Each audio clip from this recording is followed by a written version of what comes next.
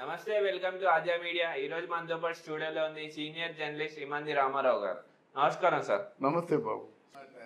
ఓ ఊరు ఊరు ఊరు ఊరు వల్ల మొత్తం ఊరేగింపులు ఫంక్షన్లు జరుగుతున్నాయి అన్నమాట. అప్పుడు శోభన్ బాబు దాసరి నారాయణ గారు పిలిచారు. పిలిచిన తర్వాత ఇలాగా ప్రతాప్ రాఘవ నాకు పిలిచాడు. నాకున్న కమిట్మెంట్ల వల్ల నేను ఓకే చెప్పలేకపోయాను. నువ్వు అంత సమర్థవంతుడని నాకు తెలియదు. ఇప్పుడు నువ్వు సమర్థవంతుడు అని తెలిసింది. నీ సినిమా అన్ని 210 రోజులు ఆడాయి. జీవితంలో ఇంకెప్పుడైనా సరే నాతో సినిమా కావాలనుకుంటే నిన్ను స్టోరీ కానీ ఇంకేదైనా అడిగినట్టయితే అలాగాను. నువ్వు నా జీవితంలో అత్యంత ఆత్మీయుడివి. ఇప్పుడు కాంచి నీకు నాకు మధ్య పర్సనల్ రిలేషన్ ఉంటుంది అని ప్రేమగా ఆయన ఆప్యాయతగా ప్రేమగా దగ్గర తీసుకున్నాడు అన్నమాట. అప్పటి నుంచి నువ్వు అంటే నువ్వు అనుకోవడం, తర్వాత బాబా అనుకోవడం జరిగింది. శోభన్ బాబు అంటే దాసరి గారికి చాలా ఇష్టం. అలాగే దాసరి గారన్నా శోభన్ బాబుకి చాలా ఇష్టం. ఒక తూచా తప్పకుండా ఫాలో అవుతాడు ఆయన. అది అందువల్ల చాలా ఇష్టం ఆయనకి. తర్వాత ఏమైందంటే ఏ సినిమాకైనా యాక్ట్ చేసేదే బలిపీయడం ఉంది, యాక్ట్ చేయడం, గోరింటాకు యాక్ట్ చేయడం.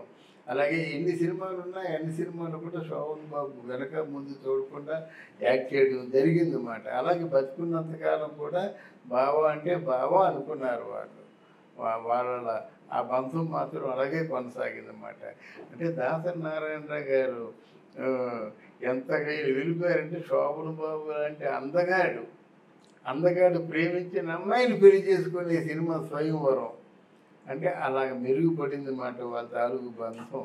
కానీ ఏదేమైనప్పటికి కూడా ఆ దాసరి నారాయణరావు శోభన్ బాబుకి వాళ్ళిద్దరి మధ్య ఉన్నటువంటి స్నేహం తర్వాత ఇంకెవరికి మన ఎవరు కృష్ణరాజుని అబ్బాయి అంటాడు, దీన్ని బాగుంటాడు. మళ్ళీ కృష్ణ గారిని ఏమంటూ మళ్ళీ మామూలుగానే ఉంటాడు. కానీ ఆయన దగ్గరికి రాడు, ఈయన దగ్గర రానివాడు. బట్ కోఆపరేటివ్గానే ఉంటారు. కానీ వీళ్ళిద్దరే బాగా ఫ్రెండ్లీగా ఉంటారు అన్నమాట. బావ అంటే బావ అనుకొని ఇంకా పండగ వాతావరణం వాళ్ళిద్దరూ యాక్ట్ చేస్తే ఓ పండగ ఉన్న వాతావరణంలో ఉంటారన్నమాట. అది శోభన్ బాబుకి దాసరి నారాయణరావు గారికి మధ్య ఉన్నటువంటి స్నేహం. అది వాళ్ళిద్దరు కలిసి చేసిన సినిమాలు ఎన్ని ఉంటాయి సార్? చాలా ఉన్నాయండి. నాకు బలిపీఠం వాళ్ళు చేసింది, స్వయంవరం వాళ్ళు చేసింది, గోరింటాకు వాళ్ళు చేసింది.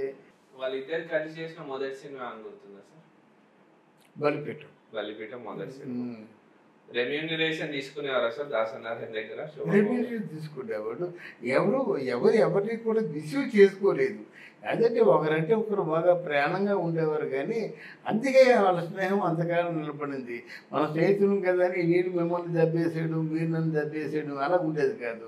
దాసరి నారాయణరావు గారు ఆయనకి చెందవలసిన ఒక పైసా కూడా అది ఆలోచించి అంటే ఎగ్గొట్టేవాడు కాదు. అలాగే ఒక రోజు 4 రోజులు డేట్స్ ఎగ్గొట్టడం అట్లాంటివి చేసేవాడు కాదు శోభన్ బాబు. అది దాసరి నారాయణ గారు ఇండస్ట్రీలో చాలా మందికి లైఫ్ ఇచ్చారంటారు. అవును. ఆయన అంటే ఎంతమందికి మన ఇప్పుడున్న హీరోస్ ఎవరికి బాగా క్లోజ్? ఇప్పుడున్న హీరోస్ ఎవరు లేరు కదా. అప్పట్లో చిరంజీవి గారు బాగా క్లోజ్ ఉండేవారు. ఎందుకు చిరంజీవి గారికి ఆయన పడేది కాదు. అది కదా బాధ. చిరంజీవి గారికి ఒక సినిమా ఇచ్చాడు, లంకేశ్వరుడు అనే సినిమా ఇచ్చాడు. ఆయన చిరంజీవి గారు ప్రతి సినిమా కూడా సూపర్ హిట్ అవుతున్న రోజుల్లో లంకేశ్వరుడు ఫ్లాప్. అది వాళ్ళిద్దరికి ఎందుకు పడేది కాదు సార్? ఏమిటో వాళ్ళిద్దరు పడేది కాదు. ఆయనకి చిరంజీవి గారు ఎంతైనా రాఘవేంద్రరావుని తర్వాత కోదండరామరెడ్డిని వీళ్ళిద్దరిని డైరెక్టర్లుగా ప్రిఫర్ చేసేవాడు. కానీ దాసరి గారిని డైరెక్టర్గా ప్రిఫర్ చేసేవాడు కాదు. మళ్ళీ అల్లు రామలింగే దాసరి నారాయణరావు గారి ఇంట్లోనే ఉండేవారు. ఎందుకు చిరంజీవి ఎంతో లేడు. ఆ స్కూలే వేరే స్కూల్ అయిపోయింది. ఇటు బాపు గారి సినిమాల్లో చేశాడు, అటు విశ్వనాథ్ గారి సినిమాలో చేశాడు, రాఘవేంద్ర సినిమాలో చేశాడు, కోదండరామరెడ్డి సినిమాలో చేశాడు. కానీ దాసరి నారాయణరావు గారి సినిమాల్లోకి రాలేదు ఆయన. అది ఫ్లాప్ అవడంతో భయపడ్డారంటారా? ఎందుకు వాళ్ళిద్దరికి మైండ్ సెట్ కుదరలా. ఈయన చిరంజీవి తన దగ్గరికి వచ్చి సినిమాలు అడుగుతాడనే ఆలోచనతో ఈయన ఉండేవాడు. చిరంజీవికి ఉన్న సినిమా చాలు కదా, ఖైదీ సినిమా తర్వాత వెనక్కి తిరిగి చూసుకోలేదు కదా. ఆ ఖైదీ సినిమా ఏమంటూ మొదలుపెట్టారో ఆ సినిమా ఆడిన తర్వాత ఇంకా వెనక్కి తిరిగి చూసుకోలేదు అంతే. ఆ సుప్రీం హీరో అనిపించుకున్నాడు, మెగా హీరో అనిపించుకున్నాడు. ఎంతో ఏ రేంజ్కి వెళ్ళిపోవాలో ఆ రేంజ్కి వెళ్ళిపోయాడు ఆయన. అది దాసరి నారాయణ గారికి ఏఎన్ఆర్కి కూడా ఫస్ట్ లో బాగా క్లోజ్ ఉండి తర్వాత పడలేదని చెప్పుకుంటారు కదా సార్, దాంట్లో నిజం ఉందంటారా? ఏంటో మరి నాగేశ్వరరావు అంతే కదా, నాగేశ్వరరావు గారు చాలా ప్రాణ స్నేహితుడు. మరి చివరిలో ఎందుకో ఆ గొడవలు వచ్చి ఇద్దరిని ఒకరి మొహం చూసుకోకుండా అయిపోయింది. ఇంకా దాసరి నారాయణ గారు ఇంకా ఇండస్ట్రీలో ఎవరితో క్లోజ్గా ఉండేవాళ్ళు సార్? మన కృష్ణరాజు గారితో కూడా బాగా క్లోజ్ ఉండేవాడు కదా. కటకటాల రుద్రయ్య, రంగు రౌడి, తర్వాత సీతారాముడు ఇవన్నీ చేశారు కదా ఆయన. తర్వాత అబ్బాయి అని పిలుస్తుండేవాడు, అబ్బాయి అనేవాడు మాట. అబ్బాయి అంటే అబ్బాయి అనుకుండేవారు ఇద్దరు, వాళ్ళు క్లోజ్గా ఉన్నారు. మోహన్ బాబు గారు కూడా. మోహన్ బాబు శిష్యుడు అండి, శిష్యుడు కొడుకులు అంటాడు, శిష్యుడు కొడుకులు అంటాడు మాట. ఆయన కూడా దాసరి నారాయణ గారి గురించి బాగా గొప్పగా చెప్తా ఉంటాడు. లేదు, కొడుకులు అంటాడు అండి మోహన్ బాబు. ఆర్టిస్టులు అందరిలోనూ దాసరి నారాయణరావు గారిని బాగా ఉపయోగించుకున్నవాడు ఎవడంటే మోహన్ బాబే.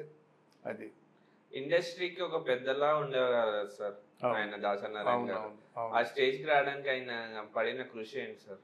కృషి కాదు, ఆయన రాత్రులు ఆయన ఒక చిన్న ఒక దాన్ని ఏమంటారు దర్బార్ లాంటిది పెడతాడు. అక్కడ మద్రాసులో ఉన్న కాంచెని రాత్రి భోజనం చేసి ఒక గంట సేపు కూర్చుంటాడు, స్టోరీ డిస్కషన్ ఏదో.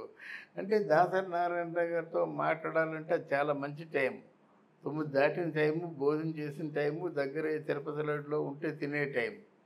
అప్పుడు వచ్చి ఒక్కొక్కరు వచ్చి తీరుబాటుగా అన్ని విషయాలు చెప్పేవారు అన్నమాట. అది వినేవారు. ఎవరైనా ఏదైనా చెప్తే అది మరి అశ్రద్ధ చేయకుండా దాన్ని ఆ విషయంలో పూర్తిగా కలగ చేసుకొని దాన్ని న్యాయం చేకూర్చేవాడు అన్నమాట. అలాగే ఇండస్ట్రీ పెద్ద అయ్యాడు. ఎవరో చెప్పారు కదా, అలా ఈ చెవును వినేసి ఈ చెవును వదిలేసేవాడు కాదు. ఏమిటి, ఎవరు ఆసామిని పిలిపించండి, మాట్లాడదాం, నాకు నిజం చెప్పాలి, నిజం చెప్పతే నీ అంత చూస్తా, అలాగని ఇండస్ట్రీ పెద్దగా ఉండేవాడు. మళ్ళీ ఇప్పటికీ ఆయన ప్లేస్ని ఎవరు భర్తీ చేయలేకపోతున్నారు కదా. అవునండి, ఆయన తర్వాత ఎవరు లేరు. అది లేదు, అది మాట.